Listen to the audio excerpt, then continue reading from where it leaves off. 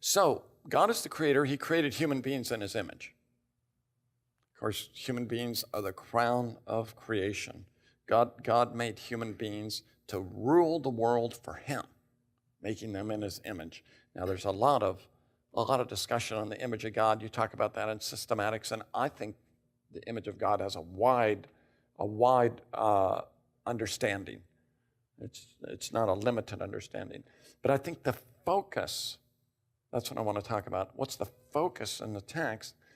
That the image of God is such that human beings will be God's vice regents, right? Like a vice president, right? The vice president rules for the sake of the president. He serves the president. So human beings are God's vice regents. We serve for God's sake.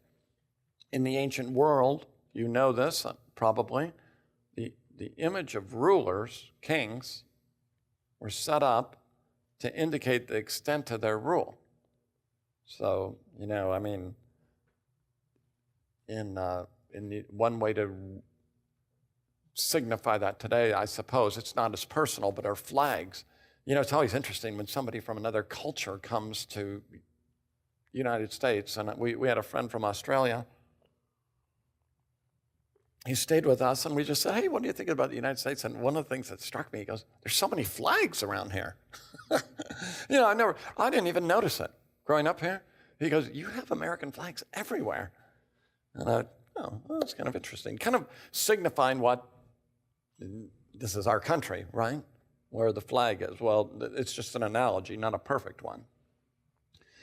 Human beings are to rule for God, and they're to be a blessing to the world, right? So I agree with those who say Adam early on is a king and a priest in the garden. Because he's a king because he's ruling for God. He's a priest because he's to mediate blessing. That's what priests do. Priests mediate blessing. So I think God is doing both. And it's very interesting that Adam is told to work and to keep the garden. And we have this very same verbs in Numbers 3, 7, and 8, who are priests in their work in the tabernacle and the temple are to work and keep the temple. So you have the idea. And here I think Greg Beale is right. You have the idea from the beginning of kind of a garden temple. The garden is like a temple. It's where God dwells, right?